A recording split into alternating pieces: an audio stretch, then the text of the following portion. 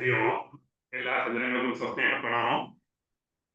കൃഷ്ണമന്ത്രി നയിക്കുന്ന ലളിതാ സഹസ്രനാമ പഠന ക്ലാസ്. നമ്മുടെ ക്ലാസ് നയിക്കുന്നത് നമ്മുടെ പ്രിയങ്കരനായ ശ്രീനിവാസൻ പന്തലിങ്കലാണ്. ക്ലാസ് നയിക്കുന്നതിന് മാഷിനെ സ്നേഹാദരപൂർവ്വം സ്വാഗതം ചെയ്യുന്നു. നമസ്തേ മാഷ്. നമസ്തേ തിരുമേനി, നമസ്കാരം. ഓം സദാശിവസമാരംഭാം ശങ്കരാചാര്യമധ്യമാം അസ്മദാചാര്യപര്യന്താം വന്ദേ ഗുരുപരമ്പരാം.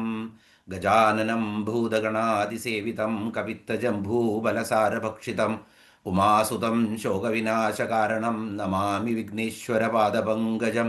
ഓം വെള്ളപ്പളുങ്കു നിറമൊത്ത വിദഗ്ധരൂപീ കള്ളം കളഞ്ഞു കമലത്തിലെഴുന്ന ശക്തി വെള്ളത്തിലെ തിരകൾ തള്ളിവരും കണക്കൻ ഉള്ളത്തിൽ വന്നു വിളയാടുക സരസ്വതീ നീ. ഓം സർവമംഗളമാംഗല്യേ ശിവേ സർവാർത്ഥസാധികേ ശരണ്യേ ത്രംബകേ ഗൗരി നാരായണീ നമോസ്തുതേ. ഓം ശ്രീമാത്രേ നമഃ. ഓം ഒരിക്കൽ കൂടി എല്ലാവർക്കും നമസ്കാരം, സ്വാഗതം. ഇന്ന് നമ്മൾ 20ാമത്തെ ക്ലാസ്സാണ് നമ്മുടെ ഈ ലളിതാ സഹസ്രനാമ പരമ്പരയിലെ. ഇന്നത്തെ ദിവസം വളരെ പ്രാധാന്യമുള്ളൊരു ദിവസമാണ്. സർവപിതൃ ശ്രാദ്ധ പക്ഷം എന്ന് പറയും, 15 ദിവസത്തെ. അതിന്ന് അവസാനിക്കുന്ന ദിവസമാണ്. മഹാലയ അമാവാസി എന്ന് പറയും. സകല പുണ്യതീർത്ഥങ്ങളും കൂടെ ഇന്ന് സൂര്യഗ്രഹണം കൂടെയാണ്. സകല പുണ്യതീർത്ഥങ്ങളിലും ഇന്ന് സ്നാനം ആയിരിക്കും. ഭയങ്കര തിരക്കൊക്കെ ആയിരിക്കും. ധാരാളം യാഗങ്ങളും ക്രിയകളും കർമ്മങ്ങളും ദാനങ്ങളും ഒക്കെ പിതൃക്കളെ തൃപ്തരാക്കാൻ വേണ്ടി നടത്തുന്ന ദിവസമാണ്. അപ്പോൾ ആ ദിവസം തന്നെ നമുക്കിങ്ങനെ സർവ യാഗങ്ങളുടെയും സർവമന്ത്രങ്ങളുടെയും സർവതന്ത്രങ്ങളുടെയും മനോന്മനിയായിട്ടുള്ള ദേവിയെ, മഹേശ്വരിയായിട്ടുള്ള ദേവിയുടെ നാമങ്ങളെ സ്തുതിച്ച് അറിയാൻ ശ്രമിക്കാൻ പറ്റും എന്നുള്ളത് വളരെ സായുജ്യം തരുന്ന ഒരു കാര്യം തന്നെയാണ്. ഇന്ന് നമുക്കധികം സമയം എടുക്കാതെ പെട്ടെന്ന് ശ്ലോകത്തിലേക്ക് തന്നെ കയറാം. കാരണം എന്താ വെച്ചാൽ നമ്മളിപ്പോൾ 52 ശ്ലോകങ്ങളാണ് കഴിഞ്ഞ പ്രാവശ്യം തീർന്നുള്ളൂ. അപ്പോൾ നമുക്ക് 53ാമത്തെ ശ്ലോകത്തിലേക്ക് പ്രവേശിക്കാമെന്ന്. ഓം ശ്രീമാത്രേ നമഃ. സർവയന്ത്രാത്മിക സർവതന്ത്രരൂപാ മനോന്മനി മാഹേശ്വരി മഹാദേവി മഹാലക്ഷ്മി മൃഡപ്രിയ. സർവതന്ത്രാത്മിക സർവതന്ത്രരൂപാ മനോന്മനി സർവയന്ത്രാത്മിക സർവതന്ത്രരൂപാ മനോന്മനി മാഹേശ്വരി മഹാലക്ഷ്മി മഹാദേവി മഹാലക്ഷ്മി മൃഡപ്രിയ. ഇത് 205 മുതൽ 211 വരെയുള്ള ശ്ലോകങ്ങളാണ്. 7 നാമങ്ങളാണ് ഇവിടെയുള്ളത് ഈ ശ്ലോകങ്ങളിൽ. 53ാമത്തെ ശ്ലോകത്തിൽ 205 മുതൽ 211 വരെ 7 നാമങ്ങൾ. സർവയന്ത്രാത്മിക സർവതന്ത്രരൂപ മനോന്മനി മാഹേശ്വരി മഹാദേവി മഹാലക്ഷ്മി മൃഡപ്രിയ. ഇത്രയും 7 നാമങ്ങളാണ് ഈ ശ്ലോകത്തിൽ നമ്മൾ കാണാൻ പോകുന്നത്. സർവയന്ത്രാത്മിക. അപ്പോൾ കഴിഞ്ഞ നാമത്തിൽ നമ്മൾ ഒരു ചെറുതായിട്ട് നമ്മൾ കണ്ടതായിരുന്നു. സർവമന്ത്രസ്വരൂപിണി എന്ന് ആയിരുന്നു ലാസ്റ്റ് നാമം നമ്മൾ കണ്ടത് 52ാമത്തെ ശ്ലോകത്തിൽ. അവിടെ നമ്മൾ മന്ത്രവും തന്ത്രവും കുറച്ചൊക്കെ ഒന്ന് പറഞ്ഞു വെച്ചതായിരുന്നു. നമുക്കൊന്ന് ഡീറ്റെയിൽ ആയിട്ട് ഈ 2 നാമങ്ങളും ഒരുമിച്ച് കാണാം നമുക്ക്. സർവയന്ത്രാത്മിക എന്നുള്ളതും സർവതന്ത്രരൂപ എന്നുള്ളതും. അപ്പോൾ സർവയന്ത്രാത്മിക എന്ന് പറഞ്ഞു കഴിഞ്ഞാൽ സകല യന്ത്രങ്ങളുടെയും, യന്ത്രം എന്ന് പറഞ്ഞാൽ ഇംഗ്ലീഷിലെ മഷീൻ എന്നല്ല ഇവിടുത്തെ അർത്ഥം. ഇവിടെ യന്ത്രം എന്ന് പറഞ്ഞു കഴിഞ്ഞാൽ ഈ എല്ലാം നമ്മളുടെ പൂജയ്ക്കും വിധിക്കുമൊക്കെ ഉപയോഗിക്കുന്ന ആ ഒരു വിധിയാണ് ഇവിടെ യന്ത്രം എന്ന് നമ്മൾ ഉദ്ദേശിക്കുന്നത്. അപ്പോൾ സംയമനാത് ത്രായതേ ഇതി യന്ത്രഹ എന്നാണ് പറയുന്നത്. അപ്പോൾ മന്ത്രത്തിന് എന്താണ്? മനനാത്രായതേ ഇതി മന്ത്രഹ. മനസ്സിൽ നമ്മളെ മനനം ചെയ്ത് നമ്മളെ നമ്മുടെ ചിന്തയിലൂടെ നമ്മളെ രക്ഷിക്കുന്നതാണ് മന്ത്രം. അതേസമയത്ത് സംയമനാത് ത്രായതേ ഇതി യന്ത്രഹ. അപ്പോൾ സംയമനാത്, യം എന്നുള്ള അർത്ഥം തന്നെ, വാക്കിൻ്റെ അർത്ഥം തന്നെ നിയന്ത്രിക്കുക എന്നുള്ളതാണ്. അപ്പോൾ യം എന്ന് പറഞ്ഞാൽ നിയന്ത്രിക്കുക. അപ്പോൾ ഇവിടെ യന്ത്രം കൊണ്ട് നമ്മൾ മറ്റാളെ അല്ല നിയന്ത്രിക്കാൻ പോകുന്നത്. യം യന്ത്രം നിയന്ത്രിക്കുന്നത് ഇന്ദ്രിയങ്ങളെ തന്നെയാണ്. നമ്മുടെ ഇന്ദ്രിയങ്ങളെ തന്നെ നിയന്ത്രിക്കാനുള്ളതാണ്. അപ്പോൾ ധാരാളം തരത്തിലുള്ള യന്ത്രങ്ങളുണ്ട്. അപ്പോൾ ബാഹ്യേന്ദ്രിയങ്ങളുടെ നിയന്ത്രണം, അപ്പോൾ നമുക്ക് ബാഹ്യമായിട്ടുള്ള ഇന്ദ്രിയങ്ങളെ നിയന്ത്രിക്കുകയാണെങ്കിൽ നമുക്ക് യന്ത്രമാണ് എന്ന് പറയാം, യന്ത്രം ഉപയോഗിക്കാം അതിനെന്നുള്ളത്. അന്ധകരണത്തിന്റെ നിയന്ത്രണമാണെങ്കിൽ നമുക്കതിനെ മന്ത്രം എന്ന് പറയാം. അതേസമയത്ത് മന്ത്രവും യന്ത്രവും കൂടിയിട്ടുള്ള വിധിയാണ് തന്ത്രം. അപ്പോൾ ഇത്രയുമാണ് അതിൻ്റെ ബാഹ്യമായിട്ടുള്ള ഘടന. ഇപ്പോൾ യന്ത്രത്തെക്കുറിച്ച് പറയുകയാണെങ്കിൽ പല ചക്രങ്ങളുമുണ്ട്. പൂജാചക്രമുണ്ട്, പത്മചക്രമുണ്ട്, ശ്രീചക്രമുണ്ട്, അതുപോലെ തന്നെ അമൃതഘടം എന്നുള്ള ചക്രമുണ്ട്, സുദർശന ചക്രമുണ്ട്, ഭദ്രകാളിയുടെ ചക്രമുണ്ട്. ഇങ്ങനെ പലതരത്തിലുള്ള യന്ത്രങ്ങളുണ്ട്. ഇതെല്ലാം എന്താണ് ചെയ്യുന്നത്?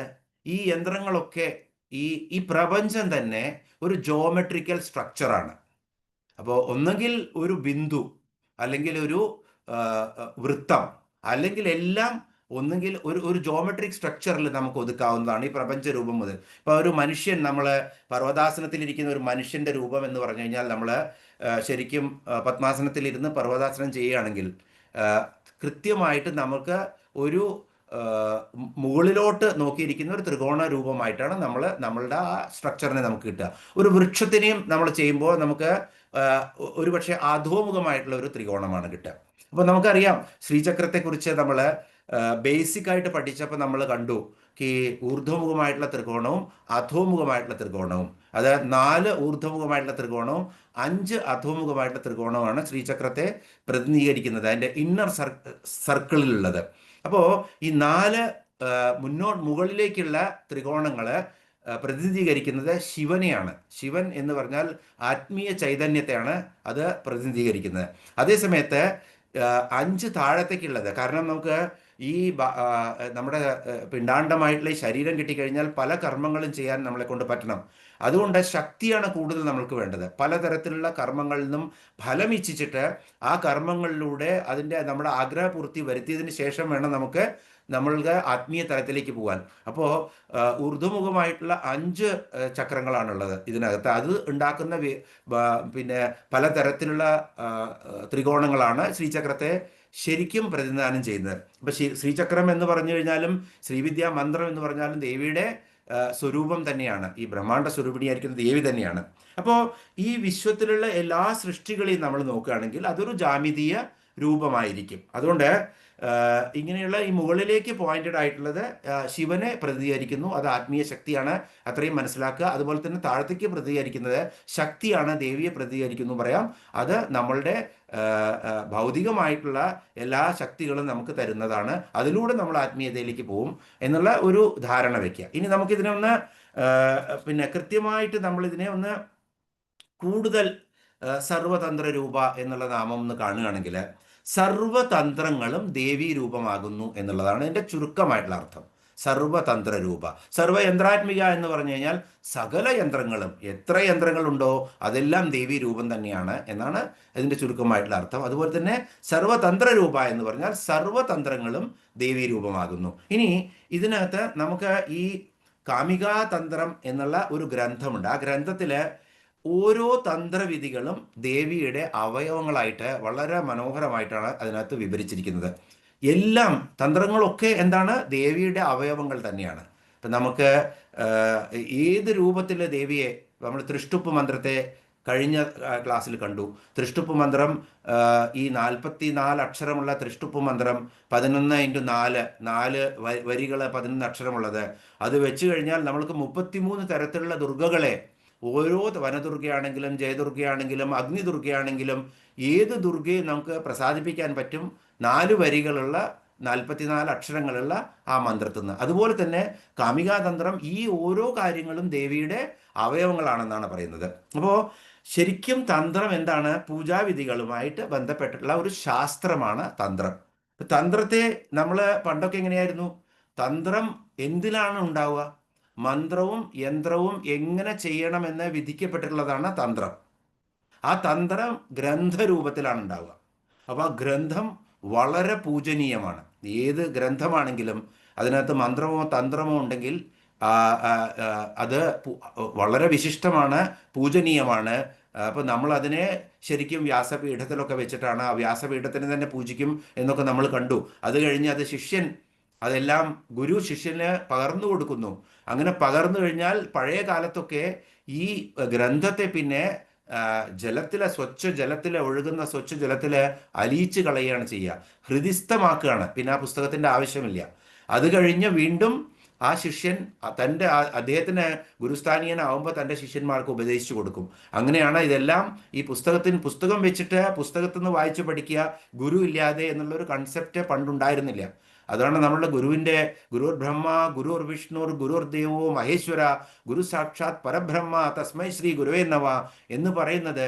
ഗുരു തന്നെയാണ് ബ്രഹ്മാവ്, ഗുരു തന്നെയാണ് വിഷ്ണു, ഗുരു തന്നെയാണ് മഹേശ്വരൻ. അവരിലേക്ക് എല്ലാവരെയും നമ്മളെ എത്തിക്കുന്നത് ആരാണ്? ഗുരുവാണ്. ഗുരുവിൻ്റെ ഗുരു എന്നുള്ള മഹാസാഗരം നമ്മളുടെ മുന്നിൽ തുറക്കുമ്പോഴാണ് ഇതെല്ലാം വരുന്നത്. അതുകൊണ്ട് ഈ ഗ്രന്ഥങ്ങൾക്കെല്ലാം പണ്ട് പ്രാധാന്യമുണ്ടായിരുന്നു. കാരണം ഗുരുമുഖത്ത് നിന്ന് പഠിച്ച് അങ്ങനെ നമ്മൾ ഹൃദിസ്ഥമാക്കുമായിരുന്നു. ഇന്ന് അതൊന്നുമില്ല. നമ്മൾ പല പുസ്തകങ്ങളും വാങ്ങിക്കും, പക്ഷേ നമ്മൾക്ക് യോഗമില്ലെങ്കിൽ അത് വായിക്കാനേ സമയം കിട്ടില്ല. ആ സമയം വന്നു കഴിഞ്ഞാൽ അത് നമ്മൾ കണ്ടെത്തും എവിടുന്നെങ്കിലും. ഇപ്പം ഞാൻ അന്ന് പറഞ്ഞതുപോലെ പീത്വ പീത്വ പുനഃപീത്വ എന്നുള്ള ശ്ലോകം കണ്ടെത്തിയതുപോലെ നമ്മൾക്ക് ആ സമയം എത്തിക്കഴിഞ്ഞാൽ അതെല്ലാം വരും. പക്ഷെ അതിനുള്ള ആ സമയം വരാൻ വേണ്ടി സദാ നമ്മൾക്ക് ദേവിയുടെ നാമസങ്കീർത്തനം വേണം. ദേവിയെ പറ്റി എപ്പോഴും നമ്മൾ ആലോചിച്ചുകൊണ്ടിരിക്കണം, ദേവിയെ മനസ്സിൽ പ്രതിഷ്ഠിക്കണം. എന്നാലാണ് നമ്മൾക്ക് ആ ഭാവം വരുള്ളൂ. അങ്ങനെയാണ് നമ്മൾ പതുക്കെ പതുക്കെ പതുക്കെ ഈ ശരിയായ രീതിയിലുള്ള ആ ആരാധനാക്രമത്തിലേക്ക് പോവുള്ളൂ. അപ്പോൾ ഇവിടെ ഇന്ന് യന്ത്രം, തന്ത്രം, മന്ത്രം എന്ന് പറഞ്ഞാൽ മൂന്നും ഏറ്റവും വലിയ കച്ചവട ചരക്കാണ്. അതുകൊണ്ട് നമുക്കിതിനെക്കുറിച്ച് ഒരു സാമാന്യ ബോധം വേണം. ഇപ്പം ശരിക്കും തന്ത്രം എന്ന് പറഞ്ഞാൽ രണ്ട് ശബ്ദങ്ങൾ അതിനകത്ത്. തൻ എന്നുള്ള ശരീരം, തന്ത്രത്തിലുള്ള ശബ്ദം തൻ ആണ്. തൻ എന്നുള്ള ശരീരത്തിന് ഒരർത്ഥം ശരീരം എന്നാണ് അർത്ഥം. രണ്ടാമത്തത് വിസ്തരിക്കുക എന്നുള്ള ഒരർത്ഥമുണ്ട്. അപ്പോൾ ഈ തന്ത്രം ഉപയോഗിച്ചു കഴിഞ്ഞാൽ എന്താണ് സംഭവിക്കാൻ പോകുന്നത്? ഒരു സാധകൻ തന്ത്രം ഉപയോഗിച്ച് പൂജാവിധികൾ ചെയ്യുമ്പോൾ എന്താണ് സംഭവിക്കുന്നത്? എന്തോ ശരീരത്തിൽ വിസ്തരിക്കപ്പെടും. അപ്പോൾ അദ്ദേഹത്തിൻ്റെ കാത് ഇങ്ങനെ വളരാൻ തുടങ്ങുകയാണെന്ന് കരുതുക. അപ്പോൾ ആരെങ്കിലും തന്ത്രവിദ്യ ചെയ്യുമോ പിന്നെ? അപ്പോൾ അല്ലെങ്കിൽ കൈ വളരുകയാണ്, അല്ലെങ്കിൽ ചെവി വളരുകയാണ്. അപ്പോൾ ഇതൊന്നും വളരാൻ വേണ്ടിയിട്ടല്ല, ഇതൊന്നും വിസ്തരിക്കാൻ വേണ്ടിയിട്ടല്ല തന്ത്രം ചെയ്യുന്നത്. അപ്പോൾ എന്തിനു വേണ്ടിയായിരിക്കും? നമ്മളുടെ ബോധതലത്തിനെ വികസിപ്പിക്കാൻ വേണ്ടിയിട്ട്, അല്ലെങ്കിൽ ഇംഗ്ലീഷിൽ പറയുകയാണെങ്കിൽ നമ്മുടെ ന്യൂറോൺസിനെ വികസിപ്പിക്കാൻ വേണ്ടിയിട്ടാണ് ഈ തന്ത്രത്തിൻ്റെ ഉപയോഗം. അപ്പോൾ ബേസിക് ആയിട്ട് നമ്മൾ ഈ കൺസെപ്റ്റ് മനസ്സിലാക്കേണ്ടത് തന്ത്രം ഉപയോഗിക്കുന്നത് ഇതിനു വേണ്ടിയിട്ടാണ്. അപ്പോൾ എന്ത് കാര്യങ്ങളും ഞാൻ എന്നുള്ള അല്പബോധത്തിൽ നിന്നും നമ്മൾക്ക് പ്രപഞ്ചോഹം എന്നുള്ള വിശാലമായിട്ടുള്ള ആ തലത്തിലേക്ക് എത്തണം. അതാണ് നമ്മുടെ വികസനം, ബോധതലത്തിൻ്റെ വികസനം. അല്ലെങ്കിൽ കണ്ണും മൂക്കും ചെവിയും വായും ധനവും ഒക്കെ വികസിച്ച് കഴിഞ്ഞാൽ കാര്യം നടക്കില്ല. അപ്പോൾ വേണ്ടത് എന്താണ്? ഞാൻ എന്നുള്ള അല്പബോധത്തിൽ നിന്നും ഞാൻ ഈ പ്രപഞ്ചോഹമാണ് എന്നുള്ള ആ വിശാലമായ ധാരണയിലേക്ക് എത്തണം. അതിനുള്ള കാര്യങ്ങളാണ് ഈ മന്ത്രവും അതുപോലെ തന്നെ യന്ത്രവും അതും ഉപയോഗിച്ചിട്ടുള്ള തന്ത്രവിദ്യയും. അപ്പോൾ നമ്മൾ കേരളത്തിൽ തന്ത്രി എന്നൊക്കെ പറഞ്ഞാൽ ഉടനടി നമ്മുടെ മനസ്സിൽ വരുന്ന എന്താണ്? ക്ഷേത്രപൂജകൾ. തന്ത്രി എന്ന് പറയുന്നത് വിധിക്കനുസരിച്ചിട്ട് ക്ഷേത്രത്തിൽ പ്രാണപ്രതിഷ്ഠ ചെയ്യുകയും അതുപോലെ തന്നെ വിധിക്കനുസരിച്ചുള്ള പൂജകൾ ചെയ്യുകയും വിധി ചെയ്യുകയും ഒക്കെ ചെയ്യുന്ന, വിധി പഠിച്ചെടുത്തിട്ടുള്ള, തന്ത്രം പഠിച്ച് അഭ്യസിച്ചിട്ടുള്ള അദ്ദേഹത്തിനെയാണ് നമ്മൾ തന്ത്രി എന്ന് പറയുന്നത് കേരളത്തിൽ. ഇത് ഇനി നമ്മൾ ഈസ്റ്റിലേക്കൊക്കെ പോവുകയാണെങ്കിൽ, വെസ്റ്റിൽ അത്രയും ഉണ്ടെന്ന് ഞാൻ പറയില്ല, പക്ഷേ ഈസ്റ്റിലേക്കൊക്കെ പോകുമ്പോൾ തന്ത്രം എന്ന് പറഞ്ഞു കഴിഞ്ഞാൽ ഇത് മുഴുവൻ എന്തായി മാറും? മന്ത്രവാദം അല്ലെങ്കിൽ അതുപോലത്തെ വശ്യങ്ങളുള്ള ക്രിയകളായി മാറും. ഇപ്പോൾ കാമാഖിയയിലൊക്കെ പോയി കഴിഞ്ഞാൽ, കാമാഖിയയിൽ അവരുടെ ഒരു 11 ദിവസത്തെ ഒരു ആഘോഷമൊക്കെ ഉണ്ട്. ആ സമയത്ത് അവിടെ ഭാരതത്തിലുള്ള എല്ലാ ഈ പഠിച്ചിട്ടുള്ള യോഗി വര്യന്മാരൊക്കെ വരും. വലിയ വലിയ ക്രിയകൾ ചെയ്യും അവിടെ. അപ്പോൾ അവർ നിറഞ്ഞു കാണും അവിടെ ആ സമയത്ത്. അപ്പോൾ അവിടെ എന്ന് പറഞ്ഞാൽ മന്ത്രവാദം, നമ്മൾ ഉദ്ദേശിക്കുന്ന മന്ത്രവാദമല്ല, പക്ഷേ അതിലും ഒരു വ്യത്യസ്തമായ രീതിയിലുള്ള ഒരു തലത്തിലേക്ക് പോകുന്നതാണ്. ഒരു മന്ത്രവാദം പോലെ തന്നെയാണ്. ഇപ്പോൾ ഉത്തരേന്ത്യയിലേക്കോ അല്ലെങ്കിൽ അവിടുന്ന് നമ്മൾ പിന്നെ ഈസ്റ്റ് ഭാഗത്തേക്കൊക്കെ പോയി കഴിഞ്ഞാൽ ഈ തന്ത്രം എന്ന് പറഞ്ഞാൽ വരുന്നത്. വെസ്റ്റേൺ കൺട്രീസിൽ തന്ത്രം എന്ന് പറഞ്ഞു കഴിഞ്ഞാൽ മോസ്റ്റ്ലി ലൈംഗികതയാണ് അവർക്ക്.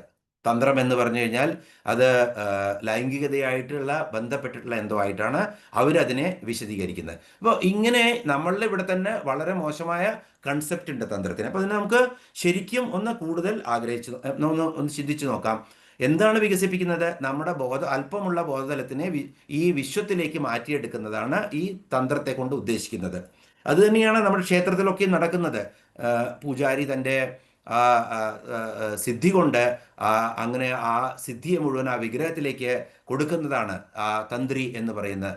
അതിനുശേഷം പൂജയും മന്ത്രവും ഒക്കെ ഉപയോഗിച്ച് എന്നും അതിനെ നമ്മൾ പരിപോഷിപ്പിച്ച് ഭക്തന് ആ അനുഭവം ഉണ്ടാക്കി തീർക്കുന്ന ഒരവസ്ഥയാണ്. അപ്പോൾ ശരിക്കും ഇത് എന്തിനാണ് ചെയ്യുന്നത്? ഇതെല്ലാം ചെയ്യണമെങ്കിൽ ഒന്ന് അതിന് ഒരു ആഗ്രഹ സാഫല്യം വേണം. അപ്പോൾ ആദ്യമായിട്ട് എന്ത് നമ്മൾ ചെയ്താലും, തന്ത്രമാണെങ്കിലും മന്ത്രമാണെങ്കിലും യന്ത്രമാണെങ്കിലും, അതൊക്കെ നമ്മളുടെ ആഗ്രഹ സാഫല്യം. അപ്പോൾ മെറ്റീരിയലായിട്ട് നമ്മൾ പ്രോസ്പർ ആവണം. ആഗ്രഹ സാഫല്യം വരാതെ നമുക്ക് ഒരിക്കലും അതിനപ്പുറത്തേക്ക് പോകാൻ പറ്റില്ല. ഇപ്പോൾ മനുഷ്യൻ ജനിച്ചത് കർമ്മം അല്ലെങ്കിൽ അങ്ങനത്തെ ജന്മമായിരിക്കണം, ഒരാഗ്രഹമില്ലാതെ വരുന്നൊരു ജന്മം. അപ്പം സാധാരണ മനുഷ്യൻ്റെ ജന്മം എന്ന് പറഞ്ഞാൽ ധാരാളം ആഗ്രഹമായിട്ടാണ് അദ്ദേഹം ജനിക്കുന്നത്.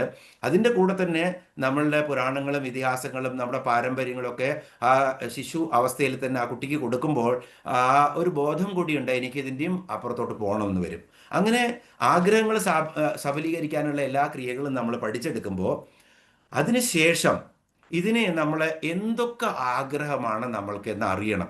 അപ്പോൾ ഇത്രയും ജനങ്ങൾ എന്തായിരിക്കും അവരുടെ ആഗ്രഹങ്ങൾ?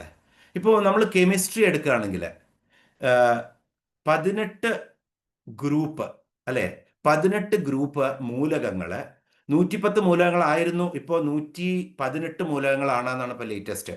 അപ്പോൾ ഈ 118 മൂലകങ്ങളെ 18 ഗ്രൂപ്പിൽ അതിനെ ഡിവൈഡ് ചെയ്ത് വെച്ചിട്ടുണ്ട്. അപ്പോൾ കൃത്യമായിട്ട് അതിൽ കൂടുതൽ ഒരു മൂലകവും ഇന്ന് വരെ കണ്ടുപിടിക്കപ്പെട്ടിട്ടില്ല. അപ്പോൾ ഇതിനാണ് പറയുന്നത് തരംതിരിക്കുക, അല്ലെങ്കിൽ കൃത്യമായിട്ട് അതിനെ വകതിരിച്ച് വെക്കുക. അപ്പോൾ നമ്മളുടെ ആഗ്രഹങ്ങളെ നമുക്കൊന്ന് നോക്കി നോക്കാം. കാരണം തന്ത്രം എന്ന് പറഞ്ഞു കഴിഞ്ഞാൽ പലപ്പോഴും മനസ്സിൽ വരുന്ന എന്താണ്? മന്ത്രവാദമാണെന്ന്. നമുക്കൊന്ന് നോക്കാം എന്താണ് ഇതെന്നുള്ളത്. ശരിക്കും നമ്മൾക്ക് എന്തിനാണ് നമ്മൾ ഈ തന്ത്രമൊക്കെ ചെയ്യുന്നത്, അല്ലെങ്കിൽ മന്ത്രം തന്ത്രം ഒക്കെ ചെയ്യുന്നത് എന്തിനാണ്? ശരീരത്തിന് അസ്വസ്ഥത വരുമ്പോൾ ശരീരം സ്വസ്ഥമായി മാറണം, ഒന്ന് അല്ലേ. മനസ്സിന് അസ്വസ്ഥത വരുമ്പോൾ മനസ്സ് സ്വസ്ഥതയായി മാറണം. നമ്മുടെ കുടുംബത്തിൽ അസ്വസ്ഥത വരുമ്പോൾ നമ്മൾ മന്ത്രവും തന്ത്രവും ഒക്കെ ഉപയോഗിക്കും, ജ്യോത്സ്യനെ കാണും, പലതും ചെയ്യും, അല്ലെങ്കിൽ പൂജാവിധികൾ ചെയ്യും പോയിട്ട്. അപ്പോൾ നമ്മുടെ കുടുംബത്തിൽ അസ്വസ്ഥത വരുമ്പോൾ നമ്മൾ എന്ത് ചെയ്യും? സ്വസ്ഥതയ്ക്ക് വേണ്ടി, സുഖത്തിന് വേണ്ടി ഈ മന്ത്രവും തന്ത്രവും ഒക്കെ ചെയ്യും. അതുപോലെ തന്നെ നമ്മുടെ ഗ്രാമത്തിൽ അസ്വസ്ഥത വരുമ്പോൾ ചിലപ്പോൾ ഗ്രാമത്തിലെ അമ്പലത്തിൽ പൂജ ചെയ്യും, അല്ലെങ്കിൽ ശാന്തി ചെയ്യും, പരിഹാരം ചെയ്യും അല്ലേ. അപ്പോൾ ഗ്രാമത്തിൽ ചെയ്യും. ഇനി രാഷ്ട്രത്തിന് തന്നെ അസ്വസ്ഥത വരുമ്പോൾ, അല്ലെങ്കിൽ നമ്മുടെ അപ്പോൾ അതിനനുസരിച്ചിട്ടുള്ള പല കാര്യങ്ങളും യാഗങ്ങളൊക്കെ ചെയ്യുമായിരുന്നു പണ്ട് അല്ലേ. ആ മഴ പെയ്യുന്നില്ല, അത് അപ്പോൾ പൊതുവെ എന്താണ് ചെയ്യുന്നത്? സ്വസ്ഥത, സുഖം, ഇതിനെ നമുക്ക് ശാന്തി എന്നുള്ള ഒരു ഗ്രൂപ്പിൽ ക്ലാസിഫൈ ചെയ്യാം. അപ്പം നമ്മുടെ ഈ ഒരു ആഗ്രഹം, ഇതൊരു വലിയ ആഗ്രഹമാണത്. സ്വസ്ഥത, സുഖം എന്നുള്ളത് അത് ശാന്തിയാണ്. നമ്മുടെ മനസ്സിനും ശരീരത്തിനും സദാ ശാന്തി വേണം നമ്മൾക്ക് എന്നുള്ളതാണ്. മെറ്റീരിയലിസ്റ്റിക് ആയിട്ടുള്ള ശാന്തിയാണ് ഇവിടെ പറയുന്നത്, അല്ലാണ്ട് പരമശാന്തിയല്ല. അപ്പോൾ അതൊരു ഗ്രൂപ്പാണ്. ഇനി രണ്ടാമത്തെ ഗ്രൂപ്പിലേക്ക് പോവുകയാണ് നമ്മൾ.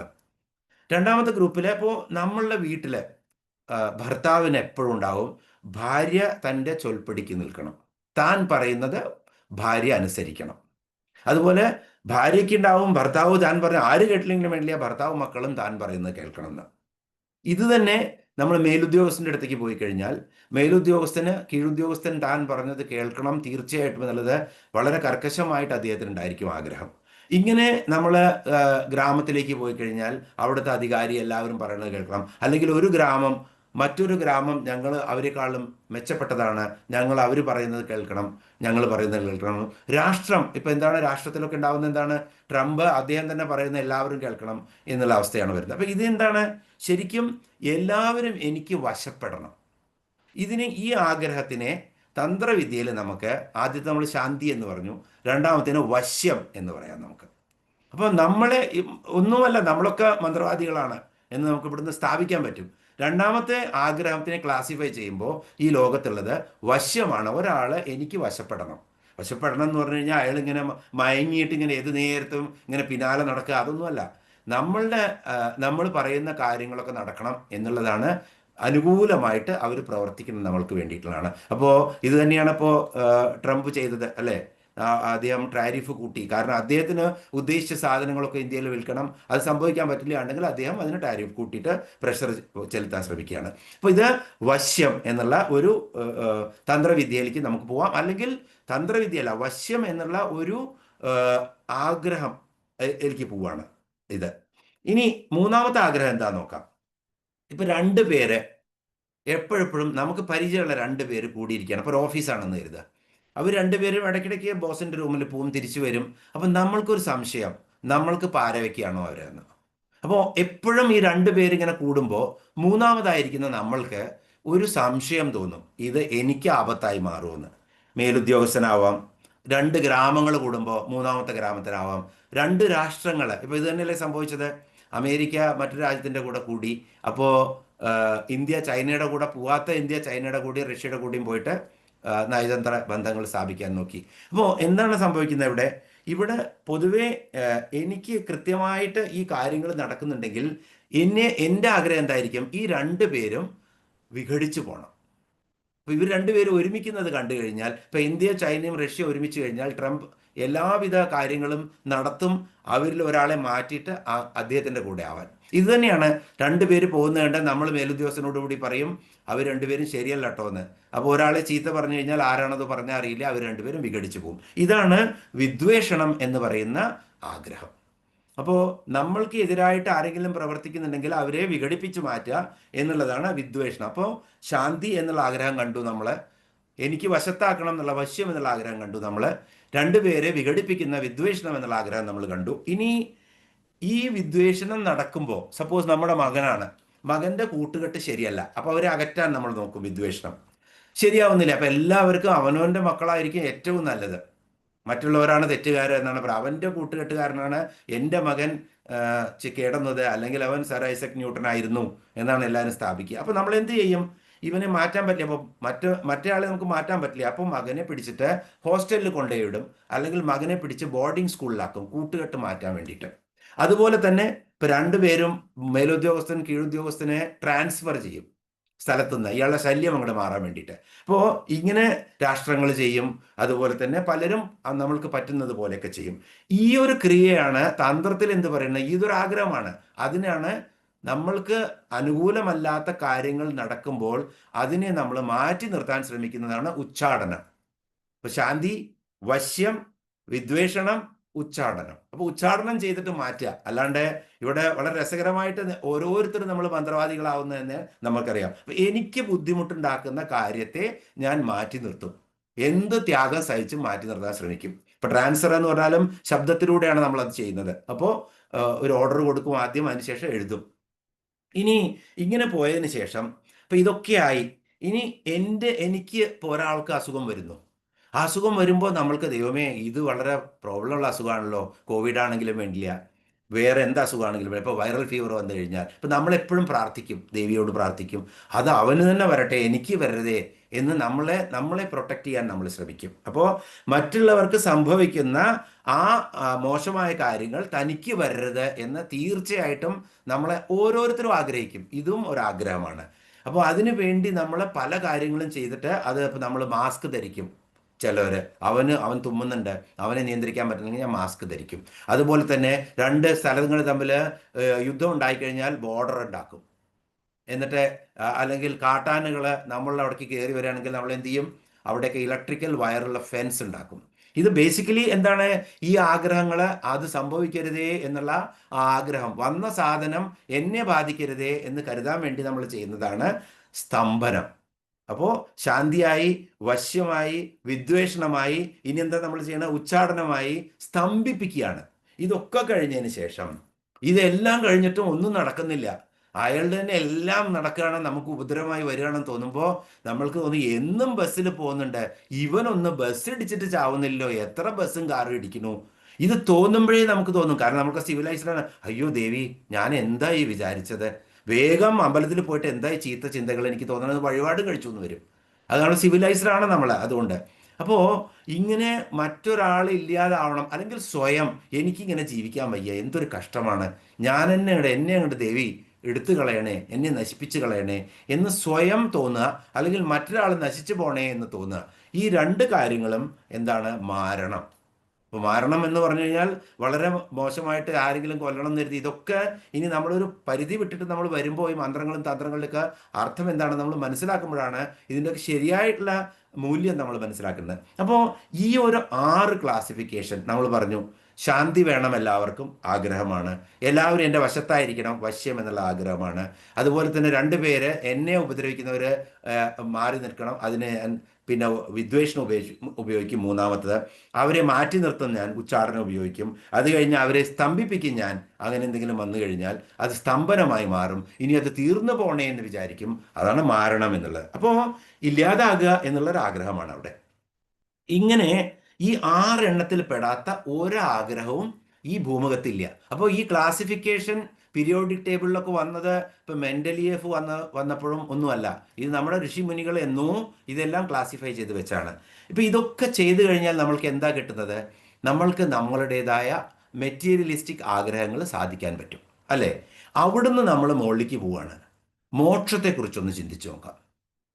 ഈ ഒരു ആഗ്രഹവും നടക്കണ്ടേ? കാരണം മോക്ഷം എന്നുള്ളത് ഏറ്റവും വലിയ ആഗ്രഹമാണ്. അപ്പോൾ ഭൗതികമായിട്ട് നമുക്ക് എല്ലാം ഉണ്ടായി. ഇതൊക്കെ നമ്മൾ ചെയ്യുന്നു, പ്രാർത്ഥിക്കുന്നു, മന്ത്രം ചെയ്യുന്നു, തന്ത്രം ചെയ്യുന്നു, വളരെ കൃത്യമായിട്ട് തന്നെ എല്ലാം ഭൗതികം. അതുകൊണ്ടാണ് പണ്ട് സൗഭാഗ്യവതി ഭവ, അല്ലെങ്കിൽ സൗഭാഗ്യവാൻ ഭവ, അതുപോലെ തന്നെ നല്ലോണം ധനമുണ്ടാവട്ടെ, എല്ലാം എപ്പോഴും സോറി ജസ്റ്റ് എ സെക്കൻഡ്.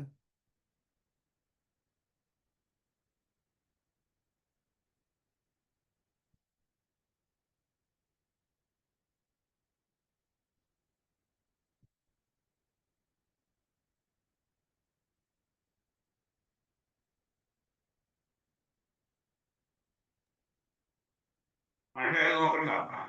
അല്ല, there is a problem. Just this will close down. Just a second.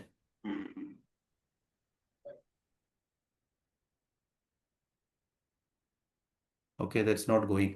Okay, so basically നമ്മൾ പറഞ്ഞത് എവിടെയായിരുന്നു? അപ്പോൾ ഇങ്ങനെ ഈ മോക്ഷം എന്നുള്ളൊരു ആഗ്രഹത്തിൽ നമുക്ക് നോക്കുകയാണ്. ഭൗതികമായിട്ട് എല്ലാം ഉണ്ടായിക്കഴിഞ്ഞാലും നമ്മൾക്കൊരു തോന്നൽ വരും, എന്തോ എനിക്ക് എല്ലാം കിട്ടുമ്പോൾ നമുക്ക് ഒരു ദിവസം എണീക്കുമ്പോൾ നമുക്ക് തോന്നും എന്തോ ഒരു വാക്വം എൻ്റെ മനസ്സിൽ എന്ന് തോന്നും. ഇത് തന്നെയാണ് ആർക്ക് തോന്നിയത്? ശ്രീബുദ്ധന് തോന്നിയത്, സിദ്ധാർത്ഥന് തോന്നിയത്. എല്ലാം ഉള്ള രാജകൊട്ടാരത്തിൽ ജനിച്ചിട്ടും അദ്ദേഹത്തിന് ഒരു വലിയ ഒരു വിരക്തി തോന്നി.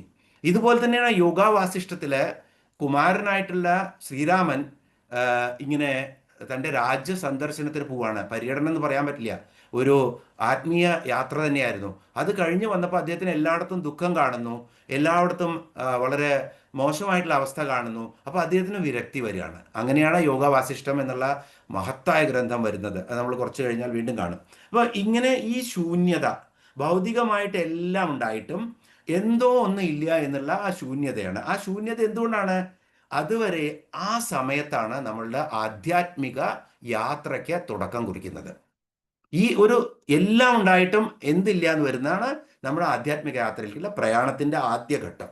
അപ്പോൾ ഈ വിഷമം എന്താണെന്നാണ് പറയുന്നത്? ഇത് കൂട്ടിലകപ്പെട്ടിട്ടുള്ള നമ്മുടെ ആത്മാവിന്റെ രോദനമാണത്രേ. ഇത് എന്താണ്, ആരാണ് പറയുന്നത്?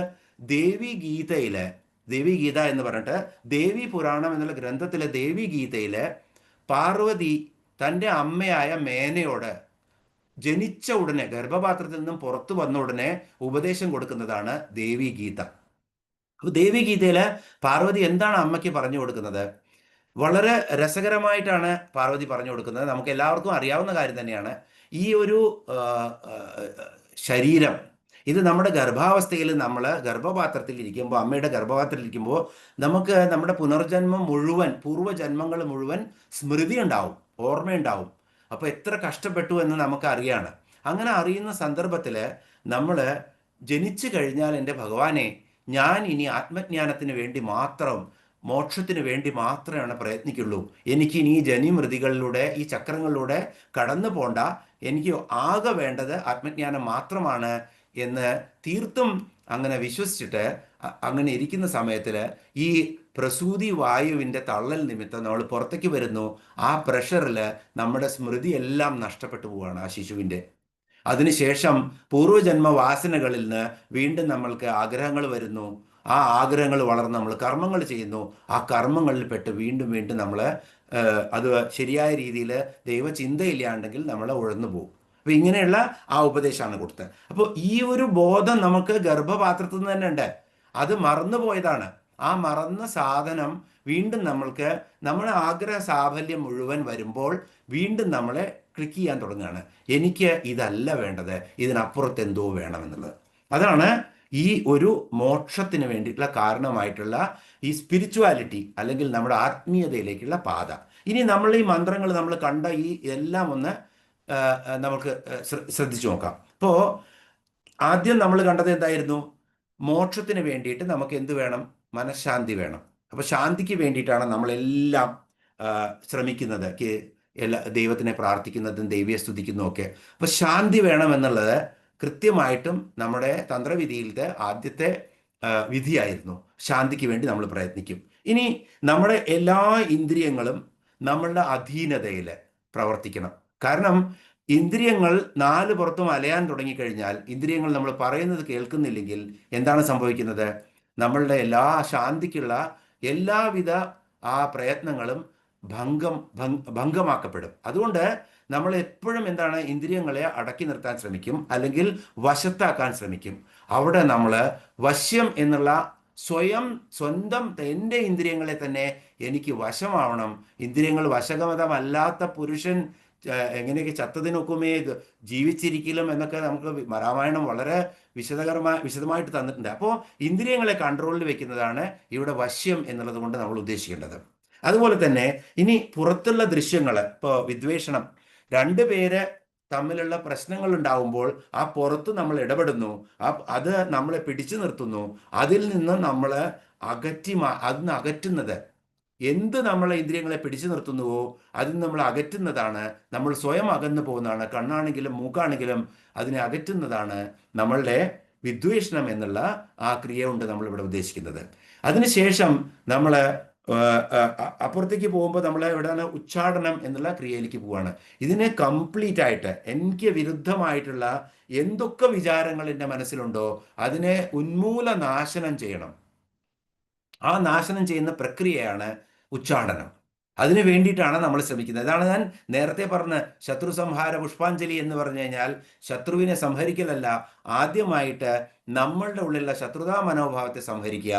അതിനുശേഷം ആ നമ്മളോട് ശത്രുത വെച്ച് പുലർത്തുന്ന ആളുകളുടെ മനോഭാവത്തെ ദേവി സംഹരിക്കാനേ എന്ന് പ്രാർത്ഥിക്കുക. ഇതാണ് ശത്രു സംഹാരം. അപ്പോൾ ഇവിടെ ഈ ഉച്ചാടനം കൊണ്ട് ഉദ്ദേശിക്കുന്നത് മറ്റുള്ളവരെ അവരെ ഇതാക്കുന്നല്ല, ആത്മീയതയിലേക്കുള്ള പാതയിൽ സ്വയം നമ്മളുടെ ഇന്ദ്രിയങ്ങളിലെ ആ ചിന്തകളെ മുഴുവൻ ഉച്ചാടനം ചെയ്യുകയാണ്. അതിനുശേഷം സ്തംഭിപ്പിക്കുകയാണ്. ഇനി ഇന്ദ്രിയങ്ങൾ പുറത്തു പോകുന്നതും ആ അകക്കണ്ണ് എന്താണ് പറയുന്നത്?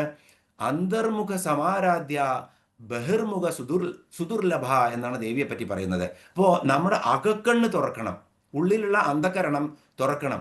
അപ്പോൾ മാത്രമേ നമ്മൾക്ക് ആ ദേവി ജ്ഞാനം കിട്ടുള്ളൂ, അല്ലെങ്കിൽ മോക്ഷ സാധനമായിട്ടുള്ള മാർഗം തെളിഞ്ഞു കാണുകയുള്ളൂ. അപ്പോൾ ബാഹ്യേന്ദ്രിയങ്ങളെ മുഴുവൻ അടച്ചു മാറ്റി സ്തംഭിപ്പിച്ച് ആന്തരികമായിട്ട് നമ്മൾ തുറക്കണം. കുണ്ടലിനിയെ നമുക്കറിയാം, ശ്വാസത്തെ മുഴുവൻ കൺട്രോൾ ചെയ്താലാണ്, ഇടപിംഗള നാഡിയിലുള്ള ശ്വാസം ഏറ്റവും കുറച്ചായാലാണ് നമ്മുടെ പ്രാണൻ സുഷുമ്നയിലൂടെ മുകളിലേക്ക് കുണ്ടലിനിയുടെ പ്രയാണം ആരംഭിക്കുകയുള്ളൂ. അപ്പോൾ അത് വേണമെന്നുണ്ടെങ്കിൽ മറ്റേതിനെ രണ്ടിനെയും സ്തംഭിപ്പിക്കണം. അപ്പോൾ ഇവിടെ സ്തംഭനം എന്നുള്ള ആ ഒരു കാര്യം ഇവിടെയുള്ള മന്ത്രതന്ത്രം കൊണ്ട് എന്താണ് സംഭവിക്കുന്നത്? മോക്ഷ സാധനമായിട്ട് മാറുന്നത് അതുപോലെയാണ്. അത് കഴിഞ്ഞാൽ മാരണം എന്ന് പറഞ്ഞാൽ ഞാൻ എൻ്റേത് എന്നുള്ള എല്ലാ ഭാവങ്ങളും നമ്മൾ ആദ്യം എന്താണ് കണ്ടത്? എന്താണ് ബാഹ്യമായിട്ട് ഒന്നും വികസിപ്പിക്കാനല്ല, ആന്തരികമായിട്ട് നമ്മുടെ ഈ പ്രപഞ്ചോഹം എന്നുള്ള ബോധത്തിലേക്ക് പോലാണ് തന്ത്രം എന്നാണ് നമ്മൾ കണ്ടത്. അപ്പോൾ അവിടേക്ക് എത്തുന്നതാണ് ഞാൻ എൻ്റേത് എന്നുള്ള ആ ബന്ധങ്ങളാണ് നമ്മളെ, ആ ഭാവങ്ങളാണ് നമ്മളെ പിടിച്ചു നിർത്തുന്നത്, കർമ്മം ചെയ്യാൻ പ്രേരിപ്പിക്കുന്നത്, ദുഷ്കർമ്മങ്ങളും സത്കർമ്മങ്ങളും ഒക്കെ ചെയ്യാൻ പ്രേരിപ്പിക്കുന്നത്. അതിനെ നിർത്തുകയാണ് ഇവിടെ എങ്ങനെ ഈ മാരണം, അതിനെ നശിപ്പിച്ച് കളയലാണ് മാരണം എന്നുള്ള ക്രിയ കൊണ്ട് ഇവിടെ ഉദ്ദേശിക്കുന്നത്. അപ്പോൾ തസ്മാത് മാരണാത് ഉത്തമം കർമ്മം എന്ന് ഒരു തന്ത്ര സൂത്രമുണ്ട്. തസ്മാത് മാരണാത് ഉത്തമം കർമ്മം. അത് കാരണം ന ഭൂതം ന ഭവിഷ്യതി, ഇത് രണ്ടും ചെയ്തു കഴിഞ്ഞാൽ ഏറ്റവും ഉത്തമമായ കർമ്മമായി മാറും. സ്വയം ഇന്ദ്രിയങ്ങളെയും ആഗ്രഹങ്ങളെയും എല്ലാം നശിപ്പിച്ചു കഴിഞ്ഞാൽ നമ്മളുടെ പാത വളരെ, ഈ മോക്ഷത്തിലേക്കുള്ള പാത വളരെ കൃത്യമായി കാണും എന്നാണ്. ഇപ്പോൾ മന്ത്രവും തന്ത്രവും ഒക്കെ കേൾക്കുമ്പോൾ നമ്മുടെ മനസ്സിൽ വരേണ്ടത് ഇതാണ്: എങ്ങനെ മോക്ഷസാധകമായിട്ട് അതിനെ കൊണ്ടുപോകാം എന്നുള്ളത്. ഇതെല്ലാം രണ്ട് ശ്ലോകത്തിലെ എന്തായിരുന്നു? ഒന്ന്, ദേവി സർവയന്ത്രാത്മികയാണ്, ദേവി സർവതന്ത്ര രൂപയാണ്. അടുത്ത നാമം നമുക്ക് കാണാം, 207-ാമത്തെ നാമമാണ് മനോന്മനി. അപ്പോൾ കുറച്ചൊക്കെ യന്ത്രവും തന്ത്രവും മന്ത്രവും എന്താണെന്നുള്ള ഒരു സാമാന്യ ബോധം, അതിനെ എങ്ങനെ നമ്മൾ ഉദ്ദേശിക്കുന്ന തരത്തിലല്ലാത്ത രീതിയിൽ എങ്ങനെ അതിനെ കൊണ്ടുപോകാം എന്നുള്ളതും നമ്മൾക്ക് മനസ്സിലായിട്ടുണ്ടാവും. അതുകൊണ്ട് നമ്മൾ അടുത്ത വളരെ മഹത്തായിട്ടുള്ളൊരു നാമമാണ് മനോന്മനി. ഈ നാമം കഴിഞ്ഞാൽ നമുക്ക് പെട്ടെന്ന് പോകാൻ പറ്റും. മനോന്മനി എന്ന് പറഞ്ഞു കഴിഞ്ഞാൽ, മനോന്മൻ ആരാണ്? സാക്ഷാൽ ശിവന്റെ രൂപം തന്നെയാണ് മനോന്മൻ എന്നുള്ള രൂപം. അപ്പോൾ ശിവന്റെ ശക്തിയാണ് മനോന്മനി. അതുകൊണ്ട് ദേവിക്ക് മനോന്മനി എന്നുള്ള നാമം.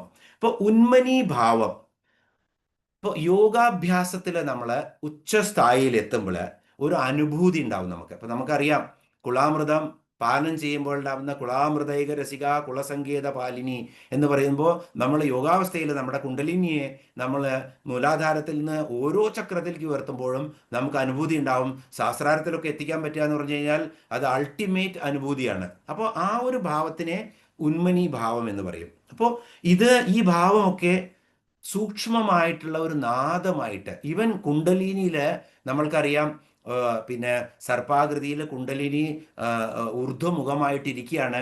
ഒരു ശീൽക്കാര ശബ്ദം ആ കുണ്ടലിനി പ്രകടിപ്പിക്കും, ആ സർപ്പം. അത് നമ്മൾ യോഗത്തിലിരിക്കുന്ന സമയത്ത് നമുക്ക് നമ്മുടെ കാതുകൾ വളരെ സൂക്ഷ്മമായിട്ട് കേട്ട് കഴിഞ്ഞാൽ അതിൻ്റെ ശബ്ദം കേൾക്കാം എന്നൊക്കെ നമ്മൾ നേരത്തെ കണ്ടു. അപ്പോൾ ഇതൊരു ശബ്ദമായിട്ട് നമ്മൾക്ക് കേൾക്കാൻ പറ്റും. അപ്പോൾ നമ്മൾ ശബ്ദത്തിനെ പറ്റി കൂടുതൽ പഠിക്കേണ്ടി വരും ഉന്മനി എന്നുള്ളത് അറിയാൻ വേണ്ടിയിട്ട്. ശരിക്കും പറഞ്ഞാൽ ഉയർന്ന ബോധമുള്ള ഒരു തലമാണ് ഉന്മനി തലം. അപ്പോൾ നമ്മൾ ധ്യാനിക്കപ്പെടുമ്പോൾ ആ ധ്യാനിക്കപ്പെടുന്ന ചൈതന്യവും ധ്യാനിക്കപ്പെടുന്ന ആളും ധ്യാനം എന്ന പ്രക്രിയയും ഒരുമിച്ച് കഴിഞ്ഞാൽ, എല്ലായിടത്തും ത്രിപുടിയാണ്, അപ്പോഴുണ്ടാകുന്ന ആ ഒരു അമൃതാനുഭവത്തെയും നമുക്ക് ഉന്മനി ഭാവം എന്ന് പറയാം. അപ്പോൾ ഉന്മനി ഭാവം എന്ന് പറഞ്ഞാൽ ഉത്കൃഷ്ടമായിട്ടുള്ള ഒരു ഭാവമാണ്. സോ മനസ്സിൻ്റെ ഉന്നതമായിട്ടുള്ള ആ തലത്തിലുള്ള ഭാവത്തെ ഉന്മനി ഭാവം എന്ന് പറയാം. അത് ദേവി തന്നെയാണ്, ദേവിയുടെ സ്വരൂപമാണ്. അതുകൊണ്ട് മനോന്മനി എന്ന് പറയും. ഇനി മനോന്മനി എന്നുള്ളത് ശബ്ദമായിട്ട് എടുക്കുമ്പോൾ വളരെ ടെക്നിക്കലായിട്ടുള്ള ഒരു സബ്ജക്റ്റായി മാറും. നമ്മൾക്കറിയാം, ഇപ്പം നമ്മൾ സംസാരിക്കുമ്പോൾ ആ ശബ്ദം വൈഖരി ശബ്ദമാണ്. അപ്പോൾ അവിടുന്ന് താഴത്തേക്ക് പോകാം നമുക്ക്. അപ്പം ഞാൻ ഇവിടുന്ന് സംസാരിക്കുന്നു, നിങ്ങളത് കേൾക്കുന്നു, ശബ്ദതരംഗങ്ങളായിട്ടുള്ളത്. അപ്പോൾ മനുഷ്യന് കേൾക്കാവുന്ന സാധാരണ വാക്കുകളാണ് വൈഖരി ശബ്ദം. അപ്പോൾ വൈഖരിയുടെ തൊട്ട് മുന്നേ ഉണ്ടാകുന്നത് എന്താണ്? മധ്യമ. ഇതൊക്കെ നമ്മൾ കണ്ടു ദേവിയുടെ നാമങ്ങളായിട്ട്. മധ്യമ എന്ന ശബ്ദമാണ് അതിന് മുന്നേ വരുന്നത്. അപ്പോൾ ഇവിടെ വൈഖരി എന്ന് പറയുമ്പോൾ ശബ്ദം മാത്രമാണത്. അതേസമയത്ത് മധ്യമ എന്ന് പറയുമ്പോൾ ചിന്തയും ഉണ്ടാവും. അപ്പോൾ വാച്ച് എന്ന് നമ്മൾ പറയുന്നു. അപ്പോൾ വാച്ച് എന്ന് പറയുന്ന ആ ശബ്ദം നമ്മൾ കേട്ടു. വാച്ച് എന്ന് പറയുന്ന വസ്തു നമ്മുടെ മനസ്സിൽ ചിന്തയായിട്ട് വരും. അപ്പോൾ ശബ്ദത്തിന് മുന്നേ ചിന്ത കൂടി വരുന്ന ആ ഒരു തലമാണ് വൈഖരി എന്നുള്ള മധ്യമ എന്നുള്ള തലം. അപ്പോൾ മധ്യമയിൽ നിന്ന് നമ്മൾ പിറകോട്ട് പോകുന്നു, അതാണ് പശ്യന്തി. അപ്പോൾ പശ്യന്തി, മധ്യമ, വൈഖരി. അപ്പോൾ പശ്യന്തി എന്ന് പറഞ്ഞാൽ ഈ ചിന്തിക്കാനുള്ള തലം. വാച്ച് എന്ന് പറഞ്ഞു, അതോടുകൂടെ തന്നെ ചിന്തയും വന്നു. അപ്പോൾ വാച്ചും വന്നു, ചിന്തയും വന്നു. ആ ചിന്ത എവിടുന്ന് വന്നു? ആ ചിന്തയുടെ, ആ ശബ്ദവും ചിന്തയും ഉണ്ടാവുന്നതിന് തൊട്ട് മുന്നേയുള്ള ആ തലത്തെ നമ്മൾ പശ്യന്തി തലം എന്ന് പറയും. ശരിക്കും ശബ്ദത്തെ കാണുന്ന ഒരു തലമാണ് പശ്യന്തി. ഇനി ഇത് ഉണ്ടാവുന്നതിന് മുന്നേ, ഈ ശബ്ദം ഉണ്ടാവുന്നതിന് മുന്നേ അതിൻ്റെ മുന്നത്തെ ആ അവസ്ഥയാണ് പരാ എന്ന് പറയുന്ന അവസ്ഥ.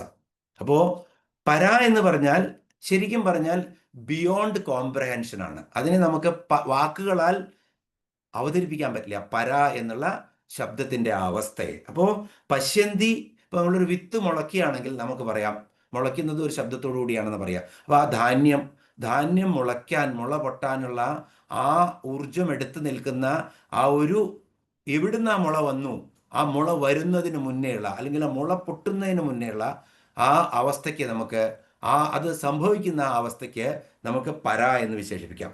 പണ്ട് മന്ത്രത്തെയും ശബ്ദത്തെയും ഋഷിമാർ കാണുമായിരുന്നു അത്രേ. അതുകൊണ്ട് ഋഷിമാർക്ക് പ്രകടമായിരുന്നു ശബ്ദമെന്ന്. കാരണം ബ്രഹ്മാണ്ടം മുഴുവൻ ശബ്ദത്തിൽ നിന്നാണ്, ഈ ശബ്ദത്തിൽ നിന്നാണ് ഈ ബ്രഹ്മാണ്ടം ഉടലെടുത്തത് എന്ന് ആണ് നമ്മളെ വളരെ കൃത്യമായി പഠിപ്പിക്കുന്നത്. ഇപ്പോൾ ബിഗ് ബാങ് തിയറിയിലെ എക്സ്പ്ലോഷൻ ഒക്കെ പറയുന്നത് അത് തന്നെയാണ്. അപ്പോൾ മന്ത്രദൃഷ്ടാരോ ഋഷയ, മന്ത്രത്തെ ദൃഷ്ടി കൊണ്ട് കാണുന്നവരായിരുന്നു നമ്മുടെ ഋഷിമുനിമാർ. ഇത് ആപ്തവാക്യമാണ്. അപ്പോൾ ഇവിടെ നമ്മൾ നോക്കിക്കഴിഞ്ഞാൽ ഈ സംസ്കൃതത്തിൽ ഇപ്പം ഭഗവത്ഗീത നമ്മൾ എടുക്കുകയാണെങ്കിൽ യുദ്ധം നടക്കുന്ന സമയത്ത് 700ഓളം ശ്ലോകങ്ങളാണ് ഭഗവത്ഗീതയിലുള്ളത്. ഈ 700 ശ്ലോകങ്ങൾ ഈ യുദ്ധകളത്തിൽ വെച്ചിട്ട് അർജുനന് കൃഷ്ണൻ വിവരിച്ചു കൊടുത്തു എന്നൊക്കെ പറഞ്ഞു കഴിഞ്ഞാൽ സാമാന്യ ബുദ്ധിക്ക് അത് നിരക്കില്ല. കാരണം എന്താ വെച്ചാൽ യുദ്ധം തീരുമാനിച്ചു, സമയം തീരുമാനിച്ചു, എല്ലാവരും അണിനിരന്നു, ശംഖുലി കഴിഞ്ഞു. ഇനി അവിടെ ഒരു 700 ശ്ലോകങ്ങൾ എക്സ്പ്ലെയിൻ ചെയ്യാനുള്ള സ്പേസ് ഒന്നും അവിടെ കിട്ടില്ല. അവിടെയാണ് നമ്മൾ ഈ സംസ്കൃതത്തിൻ്റെ ചില ചില കാര്യങ്ങൾ നമുക്ക് മനസ്സിലാക്കാത്തപ്പോൾ നമ്മൾക്ക് വരുന്ന അബദ്ധം. ഇപ്പോൾ പാസ്റ്റ് ടെൻസിനെ നമ്മൾ വിചാരിക്കുമ്പോൾ സംസ്കൃതത്തിലെ 3 പാസ്റ്റ് ടെൻസുകളുണ്ട്. ഒന്ന് ഇന്ന് സംഭവിച്ചത്. ഇപ്പോൾ ഇന്ന് കുറച്ച് മുന്നേ നമ്മൾ ഈ ഓൺലൈൻ ക്ലാസ് സ്റ്റാർട്ട് ചെയ്തു. അപ്പോൾ അത് തുടങ്ങി, അത് ഇന്ന് സംഭവിച്ചതാണ്. ഇതിനെ അബ്രവീത് എന്നാണ് പറയുന്നത്. ഇത് ആദ്യതലം എന്നാണ് ഈ പാസ്റ്റ് ടെൻസിനെ പറയുന്നത്. ആദ്യതലത്തെ സൂചിപ്പിക്കുന്നത് അബ്രവീത് എന്നുള്ള ശബ്ദം കൊണ്ടാണ്. അത് നമ്മൾ അടുത്ത 3ാമത്തെ ശബ്ദം വരുമ്പോൾ നമുക്കതിനെ കൃത്യമായിട്ട് അറിയാൻ പറ്റും. അതുപോലെ തന്നെ ഇന്നലെ അല്ലെങ്കിൽ നമ്മളുടെ മനസ്സിൽ നിലനിൽക്കുന്ന ഒരു കാര്യത്തെ നമ്മൾ സൂചിപ്പിക്കുമ്പോൾ, പാസ്റ്റിനെ സൂചിപ്പിക്കുമ്പോൾ അനദ്യതലം എന്നാണ്. ആദ്യതലം, അനദ്യതലം രണ്ടാമത്തത്. അത് കഴിഞ്ഞ് 3ാമത്തത് വളരെ പുരാണമായിട്ട് സംഭവിച്ചതാണ്. പക്ഷെ ഋഷിമാർ പറഞ്ഞതാണ്, മുനിമാർ പറഞ്ഞതാണ്, വളരെ പാസ്റ്റായിട്ടുള്ളത്. അതെന്താണ്?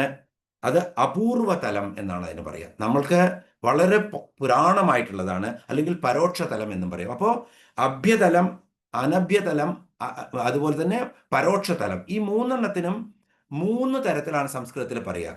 അബ്രവീത് എന്ന് കണ്ടു കഴിഞ്ഞാൽ അത് ഇന്ന് സംഭവിച്ചതാണ്.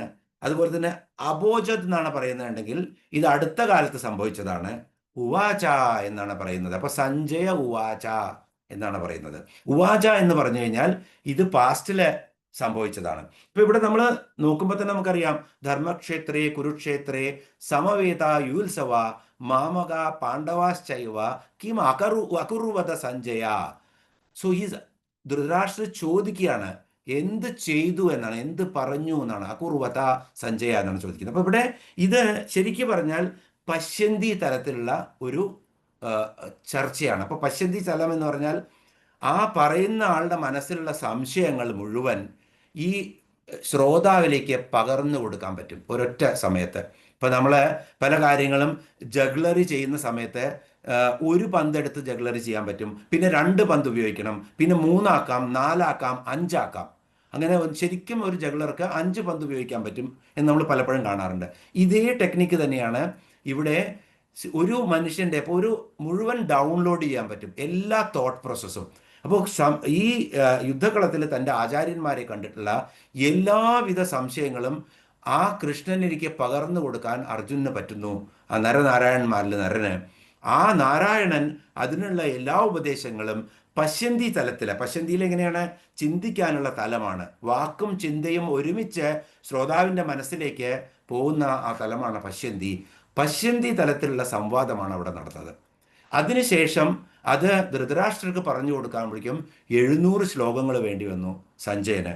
അതിനുശേഷം ഇത്രയും കാലം 5000 വർഷത്തോളം ഇതിനെ വിശദീകരിച്ചു കൊണ്ടിരിക്കുകയാണ്. ഇന്നും ഭഗവത്ഗീത എന്താണ് അർജുനൻ മനസ്സിലാക്കിയത് അതുപോലെ ആർക്കും മനസ്സിലാക്കാൻ പറ്റിയിട്ടില്ല. എത്രയോ ഭാഷ്യങ്ങൾ ശങ്കരാചാര്യർ മുതൽ പിടിച്ച് ചെയ്തു, പറ്റിയിട്ടില്ല. അതാണ് വാക്കുകളുടെ അപൂർണത. അപ്പോൾ ഈ പശ്യന്തി പര എന്നുള്ള തലത്തിലേക്കൊക്കെ എത്തുക എന്ന് പറഞ്ഞു കഴിഞ്ഞാൽ പലരും നമ്മൾക്കറിയാം 1 സെക്കൻഡ് കൊണ്ട് സംവദിക്കും. ഇപ്പോഴും പല ആചാര്യന്മാരും ഉണ്ട്, അവർക്ക് നമ്മൾ അടുത്ത് രമണ മഹർഷിയെ പറ്റി പറയുമ്പോൾ പലപ്പോഴും പറയാറുണ്ട്, അടുത്ത് പോയിരുന്നാൽ മതി, നിങ്ങളുടെ മനസ്സിലുള്ള ചിന്ത മുഴുവൻ രമണ മഹർഷിക്ക് അറിയാൻ പറ്റും.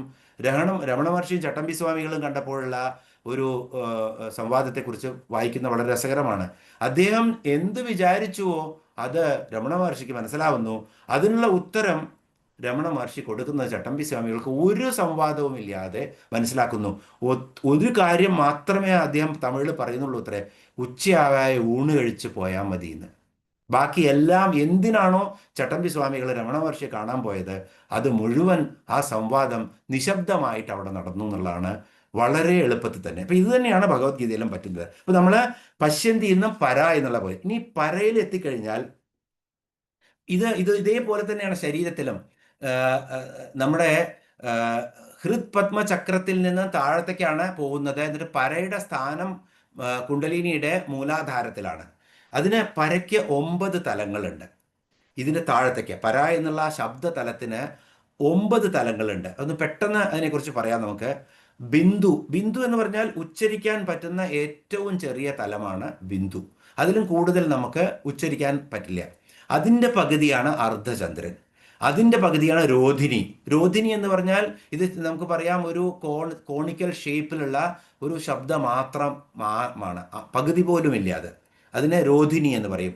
അതിൻ്റെ മുകളിൽ താഴത്തേക്ക് ബ്രഹ്മ വിഷ്ണു മഹേശ്വരന്മാർക്ക് പോലും പോകാൻ സാധിക്കാത്ത അവസ്ഥയാണ് ആ ശബ്ദതലം. അതിൻ്റെ താഴെയാണ് നാദം. നാദം എന്ന് പറഞ്ഞാൽ ആ ഓങ്കാരനാദം, ആ പ്രപഞ്ചനാദമായിട്ട്. പിന്നെ ആ ബ്രഹ്മ വിഷ്ണു മഹേശ്വരന്മാരെല്ലാം കഴിഞ്ഞു. അതെല്ലാം ഉണ്ടാവുന്നതിനും മുന്നിലേക്കുള്ള ശബ്ദത്തിൻ്റെ തരംഗമാണ് ആ പ്രണവമായിട്ട് സ്പേസിൽ വ്യാപിച്ചു കിടക്കുന്ന ആ നാദമാണ് നാദം എന്നുള്ള അത്. ഇനി ആ നാദത്തിൻ്റെയും പിറകിലേക്ക് നമ്മൾ പോകുമ്പോൾ നാദത്തിൻ്റെ അന്തം വരും. അതാണ് നാദത്തിൻ്റെ അനന്തമായി കിടക്കുന്ന ആ നാദത്തിൻ്റെ അന്തമാണത്. അതിൻ്റെ പിന്നിലേക്ക് പോകുമ്പോഴാണ് ശക്തി വരുന്നത്, ഡൈനാമിസം. ഇതിൻ്റെയൊക്കെ പിറകിലുള്ളതാണ് ഈ നാദത്തിൻ്റെയും നാദാന്തത്തിൻ്റെയും പിറകിലേക്ക് വരുമ്പോൾ ഒരു ശക്തിയായി മാറും അത്. ആ ശക്തി എല്ലായിടത്തും വ്യാപിച്ചു കിടക്കുന്നു. അതാണ് വ്യാപിനി എന്നുള്ള നാമത്തിൽ അറിയപ്പെടുന്ന ശബ്ദം. അതിൻ്റെയും 8ാമത്തെ തലത്തിലേക്ക് താഴത്തേക്ക് പോകുമ്പോൾ വരുന്നതാണ് പ്രപഞ്ചബോധമായി കിടക്കുന്ന മനസ്സായി മാറുന്നത്. പ്രപഞ്ചബോധമായി കിടക്കുന്ന ആ മനസ്സായി മാറുന്നതാണ് സമനി എന്ന് പറയുന്ന ഭാവം. ഇനി 9ാമത്തെ ഭാവമാണ് മനസ്സിനും അപ്പുറമുള്ളത്. അതാണ് ഉന്മനി ഭാവം. അപ്പോൾ ഉന്മനി, സമനി, ശക്തി, നാദാന്തം, നാദം, രോധിനി, അർദ്ധചന്ദ്രൻ, ബിന്ദു, പരയുടെ 9 ഭാവങ്ങളാണത്. ഇങ്ങനെയാണ് ശബ്ദങ്ങൾ പോകുന്നത്. അപ്പം പലപ്പോഴും നമുക്ക് തോന്നും നമ്മളൊക്കെ വളരെ സ്പീഡിൽ സഞ്ചരിക്കും, ഇതൊക്കെ പഴയ പഴഞ്ചൻ കാര്യങ്ങളല്ലേ എന്ന്. ഇപ്പോൾ ഓരോ ടെക്നിക്കും, ഇപ്പോൾ ആയുർവേദമൊക്കെ ഒരു മരുന്ന് പോലും നമ്മൾക്ക് ഇന്നേ വരെ അഡീഷണൽ കണ്ടുപിടിക്കാൻ പറ്റിയില്ല. ഇതൊക്കെ ഡൗൺലോഡഡ് ആണ്. എല്ലാ ശാസ്ത്രങ്ങളും ഡൗൺലോഡഡ് ആണ്. അതുപോലെ തന്നെ സ്പീഡ് നമ്മൾ പലപ്പോഴും പറയും, ഭൂമിയുടെ സ്പീഡ് 1,06,000 കിലോമീറ്റർ പെർ സെക്കൻഡിലാണ് ഭൂമി സഞ്ചരിക്കുന്നത്, സൂര്യനെ പ്രദക്ഷിണം ചെയ്യുന്നത്. അപ്പോൾ ഈ സ്പീഡ് നമുക്ക് സൂപ്പർസോണിക് സൗണ്ട് ജെറ്റിന് പോലും പറ്റാത്ത 700 കിലോമീറ്ററിൽ കൂടുതൽ സഞ്ചരിക്കാൻ പറ്റില്ല. അപ്പോൾ അങ്ങനെയുള്ളൊരു അവസ്ഥയിൽ നമ്മൾ താഴത്താണോ മുന്നിലേക്കാണോ പോകുന്നത്? അത് കണ്ടുപിടിച്ചത് ഈ ശബ്ദ തരംഗത്തിൽ നിന്നുള്ള വിസ്ഫോടനത്തിൽ നിന്ന് വന്നതാണ്. ഈ 1,06,000 കിലോമീറ്റർ സ്പീഡിൽ ചലിക്കുന്ന ഭൂമി എന്ന് പറഞ്ഞാൽ നമ്മൾക്ക് മനസ്സിലാക്കാം നമ്മളെക്കാളിലുമൊക്കെ എത്രയോ പ്രപഞ്ചത്തിലുള്ള ഈ നാദം എന്ന് പറയുന്നത് തന്നെ എത്രയോ വലുതാണതെന്ന്. നമ്മൾ എത്രയോ പിറകിലാണ്. ഇതൊക്കെ കൃത്യമായി കണ്ടവരായിരുന്നു നമ്മുടെ ഋഷിമുനിമാര് എന്നുള്ളത് നമ്മൾക്ക് വളരെ കൃത്യമായി അറിയിക്കാൻ പറ്റും. അപ്പോൾ ഉന്മനി, മനോന്മനി എന്നുള്ളതാണ്. ഈ സമനീഭാവവും ഉന്മനീഭാവവും കൂടിച്ചേർന്ന് കഴിഞ്ഞാൽ നമ്മൾക്ക് കിട്ടുന്നതാണ് മനോന്മനി എന്നുള്ള തലം. ആ തലം ശിവവക്ത്രം എന്നുള്ള പേരിലാണ് അറിയപ്പെടുന്നത്. അപ്പം ഇതെന്താണ് ശരിക്കും? ഈ ഒരു അവസ്ഥയാണ്, ഈ അവസ്ഥയിലിരിക്കുന്ന ശബ്ദത്തിൻ്റെ തലത്തെയാണ് ഉന്മനി ഭാവം എന്ന് പറയുന്നത്, അല്ലെങ്കിൽ മനോന്മനി എന്ന് പറയുന്നത്. അപ്പോൾ ഇതൊന്ന് നമ്മൾ ദേവിയുടെ ആ ശക്തി കാണിക്കാൻ വേണ്ടിയിട്ട് ശബ്ദത്തെ ഒന്ന് വിശദീകരിച്ചു. വളരെ കോംപ്ലിക്കേറ്റഡ് ആയിട്ടുള്ളൊരു ടോപ്പിക്കാണത്. എങ്കിലും ഈ മന്ത്രവും തന്ത്രവും യന്ത്രവും അത് കഴിഞ്ഞ് ദേവിയുടെ മനോന്മനി എന്നുള്ള രൂപവും ഒക്കെ മനസ്സിലാക്കി കഴിഞ്ഞാൽ നമ്മൾ എത്ര തുച്ഛന്മാരാണെന്നും ഈ ലോകം എത്ര ഈ പ്രപഞ്ചശക്തി എത്ര വലിയതാണെന്നും നമ്മുടെ മനസ്സിലേക്ക് വരും. അതോർത്തുകൊണ്ട് നമ്മൾക്ക് ഈ മനോന്മനി എന്നുള്ള നാമം ഇവിടെ അവസാനിപ്പിക്കാം. 208ാമത്തെ നാമത്തിലേക്ക് പോകാം. പെട്ടെന്ന് പോകാൻ പറ്റും. മാഹേശ്വരി എന്നുള്ളതാണ് അടുത്ത നാമം. മഹേശ്വരി എന്ന് പറഞ്ഞാൽ മഹത്തായിട്ടുള്ള ഈശ്വരിയാണ് മാഹേശ്വരി. മഹേശ്വരൻ്റെ പത്നിയാണ് മാഹേശ്വരി. അപ്പോൾ നിർഗുണനാണ് മഹേശ്വരൻ. അപ്പോൾ ദേവിയും അതുപോലെ യാതൊരു ഗുണങ്ങളും അല്ലെങ്കിൽ എല്ലാ ഗുണങ്ങളും ദേവി തന്നെയാണ്. അതുകൊണ്ട് ദേവി നിർഗുണയാണ്, മാഹേശ്വരിയാണ്, മഹേശ്വരൻ്റെ പത്നിയാണ്. ഇനി 209 നാമം ദേവിയുടെ മഹാദേവി എന്നുള്ളതാണ്. മഹാദേവി എന്ന് പറഞ്ഞാൽ മഹത്തായ ദേവി, ഏറ്റവും വലിയ ദേവി, ഏറ്റവും ശ്രേഷ്ഠയായ ദേവി. അപ്പോൾ ശരിക്കും ദേവി തന്നെയാണ് ശ്രേഷ്ഠ, അതിൽ കൂടുതൽ ഒന്നും ഈ പ്രപഞ്ചത്തിലില്ല. അപ്പോൾ ചന്ദ്രമൂർത്തിയായ ശിവനെ മഹാദേവൻ എന്ന് പറയുന്നു. ആ മഹാദേവന്റെ പത്നിയാണ് മഹാദേവി. അപ്പോൾ ദേവി മഹാദേവിയാണ്. ഇതുപോലെ തന്നെ നേപ്പാളിൽ ഗണ്ഡകി എന്നുള്ള സ്ഥലത്തുള്ള ഒരു ചക്രതീർത്ഥമുണ്ട്. ചക്രതീർത്ഥം നമ്മൾക്ക് നൈമിഷാരണ്യത്തിൽ പോയാലും ചക്രതീർത്ഥം കാണാം. ലക്നൌവിൽ നിന്നും 30 കിലോമീറ്റർ ദൂരെയാണ് നൈമിഷാരണ്യം. അതിലും വലിയ ചക്രതീർത്ഥം എന്നുള്ളൊരു ക്ഷേത്രമുണ്ട്. ആ ക്ഷേത്രത്തിൽ ദേവി മഹാദേവി എന്നുള്ള രൂപത്തിലാണ് പ്രതിഷ്ഠിച്ചിരിക്കുന്നത്, ഈ ഗണ്ഡകി എന്നുള്ള നേപ്പാളിലെ ക്ഷേത്രത്തിൽ. അപ്പോൾ ഇതൊക്കെ മഹാദേവി എന്നുള്ള ദേവിയുടെ നാമം. മഹത്തായിട്ടുള്ള ദേവി തന്നെയാണ് എല്ലായിടത്തും വ്യാപിച്ചിരിക്കുന്നത്. 53 ശ്ലോകത്തിലെ 210 നാമമാണ് മഹാലക്ഷ്മി. അപ്പോൾ ഒരു സംശയം ഉണ്ടാവും, മഹാലക്ഷ്മി വിഷ്ണു പത്നിയല്ലേ, എന്തുകൊണ്ട് മഹാലക്ഷ്മി ശിവന്റെ ഇവിടെ ഇങ്ങനെ വരുന്നു, ദേവിയുടെ നാമമായി എന്ന് വരുന്നു? നമ്മൾ പലപ്പോഴും പറഞ്ഞു ഇതൊന്നും ഒരു വ്യത്യാസമില്ല, എല്ലാം ഒന്ന് തന്നെയാണ്. ഏത് രൂപത്തിൽ നിങ്ങൾ ആരാധിക്കുന്നുവോ ആ രൂപത്തിൽ പ്രകടമാവും. നിങ്ങൾക്ക് വേണ്ട രൂപം നിങ്ങൾക്ക് സൃഷ്ടിക്കാം, അതിൽ ആരാധിച്ചു കഴിഞ്ഞാൽ അവിടെയും ദേവി എത്തും, അല്ലെങ്കിൽ സകല ഈ ദേവതകളൊക്കെ എത്തും എന്നുള്ളതാണ്. അപ്പോൾ ഇതിനൊന്നും വ്യത്യാസമില്ല. എങ്കിലും ശിവപുരാണത്തിൽ പറയുന്നത് എങ്ങനെയാണ്? ഞാൻ ആ ശ്ലോകം ഒന്ന് വായിക്കാം. തസ്യാംഗമണ്ഡലാരൂഢ ശക്തിർ മാഹേശ്വരി പരാ മഹാലക്ഷ്മിർ ഇതിഖ്യാത ശ്യാമ സർവമനോഹര. അപ്പൊ ഇവിടെ എന്താ പറയുന്നത്? മഹാദേവിയും മഹാലക്ഷ്മിയും എല്ലാം ഒന്നു തന്നെയാണ് എന്നാണ് ശിവപുരാണത്തിൽ. തസ്യാംഗമണ്ഡലാരൂഢ ശക്തിർ മാഹേശ്വരി പരാ മഹാലക്ഷിർ ഇതിഖ്യാത ശ്യാമ സർവമനോഹര. ശിവപുരാണത്തിലെ ശ്ലോകമാണ്.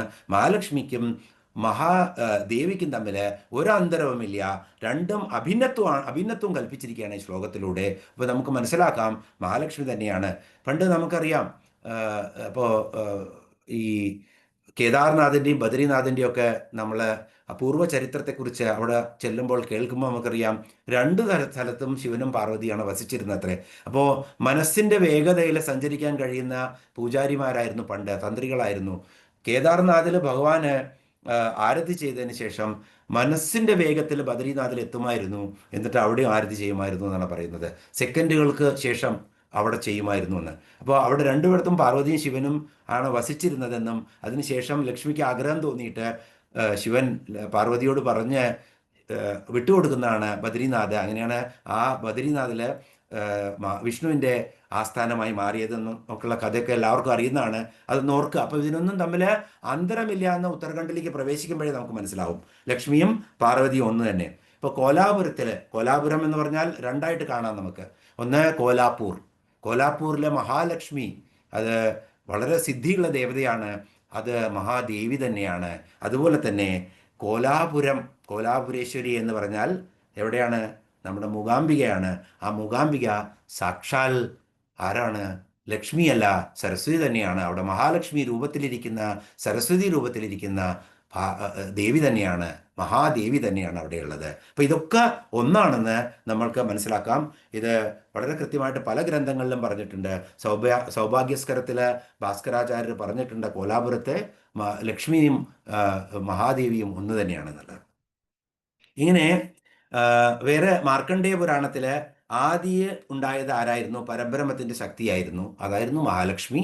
ആ മഹാലക്ഷ്മി ശിവന്റെ പത്നി തന്നെയാണ് എന്നുള്ളതാണ് മാർക്കണ്ഡേയ പുരാണത്തിൽ സൂചിപ്പിച്ചിരിക്കുന്നത്. അപ്പോൾ ഇങ്ങനെ പല കാര്യങ്ങൾ നമ്മൾക്കറിയാം.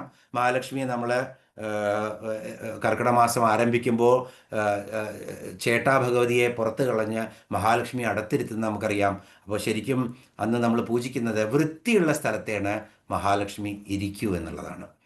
അപ്പോൾ ഓരോ ഗ്രന്ഥങ്ങളും നമ്മൾ വായിച്ചു കഴിഞ്ഞാൽ, ഒരു തന്ത്രഗ്രന്ഥത്തിൽ സാധകൻ എന്നും തൻ്റെ കിടക്കുന്ന കിടക്കയുടെ വിരിപ്പ് മാറ്റണം, അത്രയും വൃത്തി വേണം എന്നുള്ളതാണ് പറയുന്നത്. അവിടെയാണ് ലക്ഷ്മിക്ക് വസിക്കാൻ പറ്റുമെന്നുള്ളത്. അപ്പം നമ്മളൊക്കെ പറയും, രാത്രി ഭക്ഷണം കഴിഞ്ഞ് പോരുമ്പോൾ അടുക്കള വൃത്തികേടാക്കി ഇടരുത്, മഹാലക്ഷ്മി വരുമെന്ന്. രാത്രി വരും, നമ്മളൊക്കെ പോയി കഴിഞ്ഞാൽ വരുമെന്നുള്ളത്. അപ്പോൾ ആ കൊട്ടത്തളത്തിലെ എല്ലാ സാധനങ്ങളും കൊണ്ട് തള്ളി പോകുന്ന ആ ഒരു ദുരാചാരം പാടില്ല എന്ന് തടയാൻ വേണ്ടി കൂടിയാണ്. ഇപ്പം നമ്മൾ കരാഗ്രേ വസതേ ലക്ഷ്മി, കരമധ്യേ സരസ്വതി, കരമൂലേതു ഗോവിന്ദ, കരാഗ്രേ സോറി എന്താണ് പ്രഭാതേ കരദർശനം എന്നുള്ള ആ ശ്ലോകം ഇതായിരുന്നു പണ്ട് എന്നും കുട്ടികളെ പഠിപ്പിച്ചിരുന്നത്. അപ്പോൾ ആ ശ്ലോകത്തിൽ പറയുന്നതേ ഇതാണ്. നമ്മുടെ മഹാലക്ഷ്മി കരം എന്ന് പറഞ്ഞു കഴിഞ്ഞാൽ കർമ്മമാണ്, കർമ്മത്തിനുള്ള ആയുധമാണ്, അല്ലെങ്കിൽ കർമ്മത്തിനുള്ള അംഗമാണ് കരം. ആ കരത്തിലാണ് ഇതെല്ലാം ഇരിക്കുന്നത്. എന്ന് വെച്ച് കഴിഞ്ഞാൽ വൃത്തിയുള്ള കർമ്മം ചെയ്യണം. അതുപോലെ തന്നെ വൃത്തിയുള്ള, വളരെ വൃത്തിയായിട്ട് തന്നെ നമ്മുടെ ജ്ഞാനം സരസ്വതി ഉണ്ടാവണം. നമ്മുടെ അങ്ങനെ ചിന്തിക്കാൻ നമുക്ക് പറ്റണം. നമ്മുടെ ജ്ഞാനം തെളിഞ്ഞ്, ബുദ്ധി തെളിഞ്ഞ് ചിന്തിക്കാൻ പറ്റണം നമ്മൾക്ക്. അതുപോലെ പ്രകാശമാണ് ഗോവിന്ദൻ എന്ന് പറഞ്ഞു കഴിഞ്ഞാൽ പ്രകാശത്തിൻ്റെ കൂട്ടമാണ്. ആ പ്രകാശം തന്നെ നമ്മളെ നയിക്കണം എന്നുള്ള ഒരു ഇൻഹിഡൻ, ഒളിഞ്ഞിരിക്കുന്ന ഒരർത്ഥമാണ് ഇതിനകത്തുള്ളത്. അല്ലാണ്ട് മൈക്രോസ്കോപ്പ് വെച്ച് കഴിഞ്ഞാൽ ഇവരെയൊക്കെ കാണാൻ പറ്റുമോ എന്ന് ചോദിച്ചു കഴിഞ്ഞാൽ വളരെ കൃത്യമായിട്ട് നമ്മൾക്ക് കുട്ടികൾക്ക് പറഞ്ഞു കൊടുക്കാൻ പറ്റണം. ഇതാണ് ഈ ശ്ലോകത്തിൻ്റെ അർത്ഥമെന്ന്. അപ്പോൾ മഹാലക്ഷ്മിയും മഹാദേവിയും തമ്മിൽ യാതൊരുവിധ അന്തരവുമില്ല എന്നുണ്ട്. ഇനി ഒരു ചെറിയ കഥ കൂടി പറഞ്ഞ് നമുക്ക് ഇവിടെ അവസാനിപ്പിക്കാം. ദക്ഷയാഗത്തിൻ്റെ സമയത്ത് പാർവതിക്ക് ദക്ഷൻ്റെ അടുത്ത് പോകണമെന്ന് ആഗ്രഹമുണ്ടായി യാഗത്തിന്. ശിവന്റെ അടുത്ത് ചെന്നു. ശിവൻ ഉടനടി പറഞ്ഞു, വിളിച്ചിട്ടില്ല, പോകണ്ടെന്ന്. അപ്പോൾ ദേവി ശക്തി സ്വരൂപിണിയാണ്. അപ്പോൾ ദേവിക്ക് കരുതി ഇതിപ്പോൾ എന്നെ വളരെ ചെറുതാക്കി കാണിക്കുകയാണല്ലോ, എൻ്റെ ഭാവം ഒന്ന് എല്ലാ പത്നിമാർക്കും ഉണ്ടാവും, ഭർത്താവ് എന്തെങ്കിലും വേണ്ട എന്ന് പറഞ്ഞു കഴിഞ്ഞാൽ തൻ്റെ ആ ഭാവം കാണിച്ചു കൊടുക്കൽ. അങ്ങനെ ദേവി കാണിച്ചു കൊടുക്കുന്നത് ദക്ഷിണാകാളിയുടെ രൂപത്തിലുള്ള രൗദ്രഭാവം ശിവന് കാണിച്ചു കൊടുത്തു. അത് കാണിച്ചപ്പോൾ ശിവന് പേടിയായി. എല്ലാ ഭർത്താക്കന്മാർക്കും പേടിയാവുന്നത് പോലെ ഒരു കഥയാണത്. ആ ശിവന് പേടിയായപ്പോൾ, ഇത് ദേവി പുരാണത്തിലുള്ളതാണ്, പേടിയായപ്പോൾ ശിവൻ ഓടിയത്രേ. ഓടിയപ്പോൾ ദേവി ഓരോ പേടിക്കണ്ട എന്ന് പറഞ്ഞിട്ട് 10 ദിക്കിലും ദേവി ഓടിച്ചെന്ന് ഓരോ രൂപത്തിന് നിൽക്കുകയാണ്. പക്ഷെ ഓരോ രൂപവും എന്താണ്, വളരെ ഇപ്പോൾ ഈ ഒരു രൂപം തന്നെ വളരെ ഘോരമായിട്ടുള്ള രൂപമായിരുന്നു. 10 രൂപങ്ങളും ഇങ്ങനെ വിശദീകരിക്കുന്നുണ്ട്. ദേവിയുടെ കാളി, താര, ഭുവനേശ്വരി, സുന്ദരി, ത്രിപുര സുന്ദരി, ഛിന്നവസ്ത്ര, ബഹളാമുഖി, ധൂമവതി, മാതങ്കി, ലാസ്റ്റിൽ 10ാമത്തെ രൂപമാണ് കമല അല്ലെങ്കിൽ മഹാലക്ഷ്മി.